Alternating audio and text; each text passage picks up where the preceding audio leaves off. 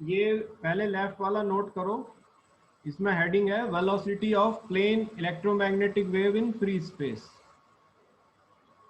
तो हम जो है मैक्सवेल की इक्वेशन ले रहे हैं, ठीक है, जब चार्ज को हम स्पेस में मौजूद नहीं मान रहे हैं, क्योंकि देखो जिस जिस एनवायरनमेंट में हम रहते हैं वो फ्री स्पेस है। फ्री स्पेस में दो तरह का है भाई, एयर है, एक्चुअली एयर में भी तो चार्ज मौजूद नहीं है, वो भी केस हो सकता है। वैक्यूम है, वैक्यूम में भी चार्ज नहीं होता, ठीक है। तो हम एब्सेंस ऑफ चार्ज कैरियर ले रहे हैं, तो इसमें हम ये मान रहे हैं चार्ज को Q जीरो हो गया। तो अगर चार्ज जीरो है तो वॉल्यूम चार्ज डेंसिटी रो भी जीरो हो गई। अगर चार्ज जीरो है तो करंट भी जीरो हो गया, और करंट के जीरो होने से करंट डेंसिटी भी जीरो हो गई। तो ये आप शुरू में ही लेकर चलोगे कि in free space, in absence of charge carriers, charge Q is zero, volume charge density rho is zero, current I is zero, and current density J is zero. तो इसीलिए the Maxwell equations reduces to the following form. फिर आप ये second page पे आ जाओ। Maxwell की जो equation है वो ये रूप ले लेती हैं। डिफरेंशियल इक्वेशन लगाओ। डिफरेंशियल इक्वेशन मैक्सवेल की पहली है divergence E equal to rho upon epsilon naught, आपने कल पढ़ी। तो अगर रो को तुमने जीरो कर दिया तो ये बन जाएगी divergence E equal to zero. ये हो गई आपकी फर्स्ट इक्वेशन। दूसरी एज इट इज रहेगी, divergence B equal to zero. तीसरी में भी कोई चेंज नहीं आएगा, curl E equal to minus dB by dt। चौथी इक्वेशन में चेंज आएगा।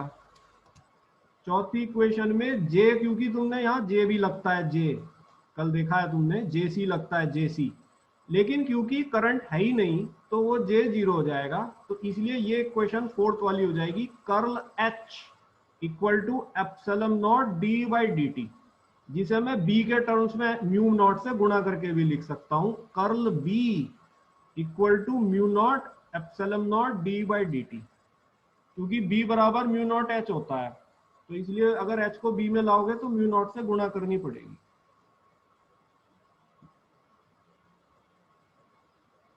ठीक, तो सबसे पहले आपको जब ये इक्वेशन निकाल रहे हैं तो मैक्सवेल की इक्वेशंस का हेल्प लेनी होगी। उसके लिए आप जो है सबसे पहले फ्री स्पेस का केस ले रहे हैं, यहाँ पे चार्ज प्रेजेंट नहीं होता है। भाई जो हमारी रोशनी आ रही है ये चार्ज के एब्सेंस में तो आ रही है, अगर चार्ज प्रेजेंट होता, मूविंग होता, तो हम लोग कैसे जीवन जीते। तो charge is absent in air, ion थोड़ी ना है, ठीक है। तो जब ये एब्सेंट है तो ये सब चीजें जीरो हो जाएंगी। तो इन्हें भाई मैक्सवेल के इक्वेशन को रिड्यूस करो जीरो लगा के। चारों अगर तुम्हें याद है तो इन्हें लिखना मुश्किल नहीं है, लिख ली। लिखने के बाद क्या करना है, जब तुम्हें मेथड समझ लो, जब तुम्हें इलेक्ट्रिक फील्ड की इक्वेशन निकालनी है तो तीसरी इक्वेशन का कर्ल लो एक बार, और इस वाली का, ये जो थर्ड इक्वेशन है इसका एक बार कर्ल और लो, और चौथी इक्वेशन को उसमें सब्सटीट्यूट करो, तो तुम्हें मिलेगी इलेक्ट्रिक फील्ड की इक्वेशन मैथमेटिक्स करके आगे।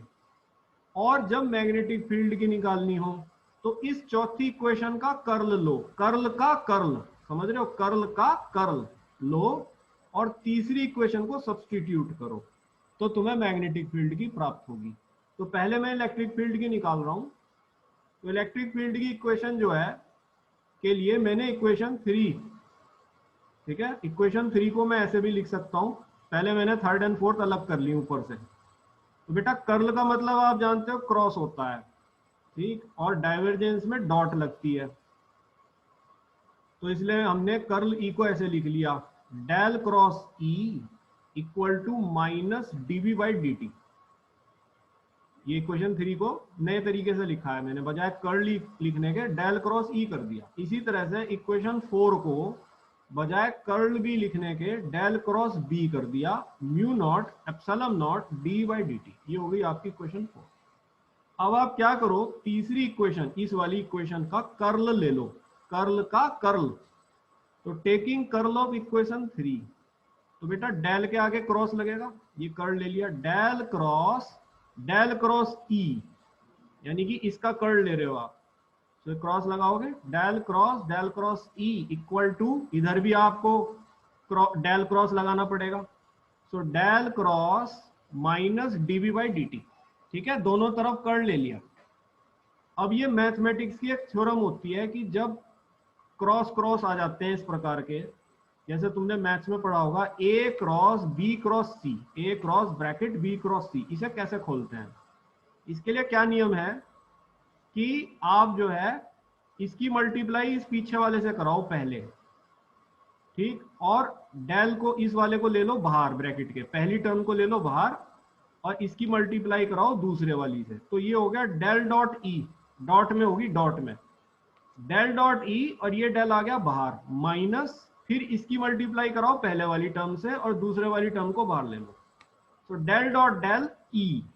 ठीक है, ये तुम्हें लर्न करना पड़ेगा, ये मैथमेटिक्स की एक थ्योरम है, क्रॉस क्रॉस प्रोडक्ट को कैसे खोलते हैं।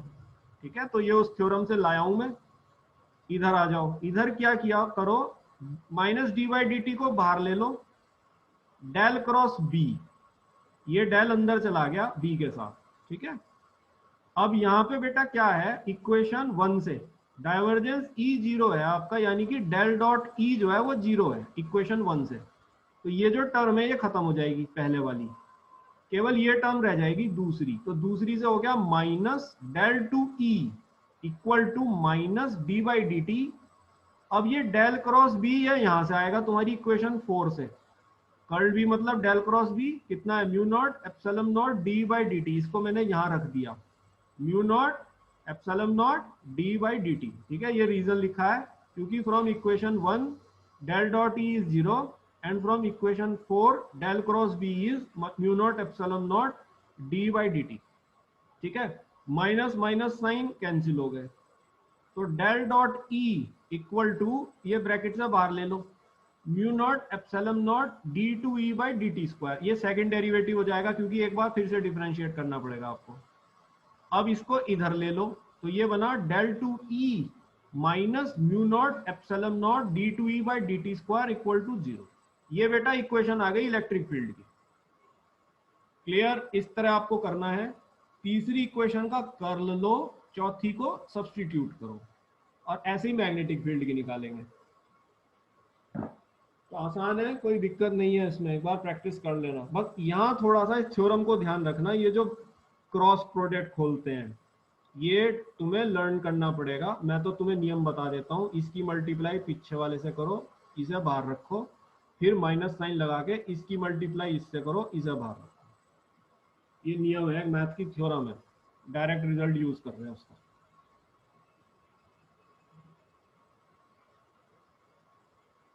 ये डॉट है, इसे डॉट, ये बीच में डॉट है, जरा ध्यान से लिखना, ये डेल ई मत कर देना, डेल डॉट ई है और ये डेल डॉट डेल है।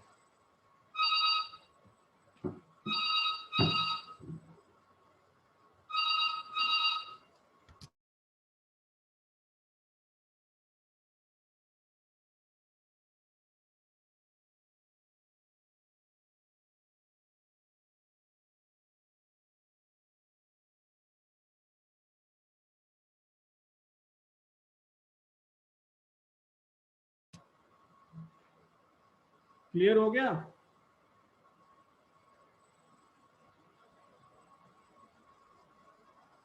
तो ये जो है अभी 3 मिनट में बंद हो जाएगी। आगे बढ़ते हैं, अगर ये नोट कर लिया हो तो आगे बढ़ते हैं, मैग्नेटिक फील्ड की निकालते हैं। कर लिया सर। पढ़ लिया ना, आगे आ जाओ। अब निकालो, यहां से आगे लिखो लेफ्ट पेज से, this represents equation of electric field of electromagnetic wave. ठीक है, ये इलेक्ट्रिक फील्ड की इक्वेशन आ गई। अब मैग्नेटिक फील्ड के लिए क्या करोगे, जो इक्वेशन 4 है अपनी कॉपी में देखो, आपने जो इक्वेशन 4 लिखी है उसका कर्ल ले लो, कर्ल का कर्ल। ठीक, तो इक्वेशन 4 है मेरी del cross B equal to mu naught epsilon naught d by D t. तो बेटा जब मैंने कर्ल का कर्ल लिया तो डेल क्रॉस आ गया बाहर, del cross B is equal to, इधर भी लोगे डेल क्रॉस आ गया mu naught epsilon naught d by D t. Again ये थ्योरम फिर से लगाओ मैथ वाली, इसकी मल्टीप्लाई इससे करो बी से, डेल को बाहर रखो, माइनस इसकी मल्टीप्लाई इससे करो, बी को बाहर रखो। सो ये बना del dot B del minus del dot del B equal to mu naught epsilon naught constant है, बाहर आ जाएंगे। डी बाई डी टी को लेके इस डेल को ई के साथ क्रॉस कराओ, डेल क्रॉस ई।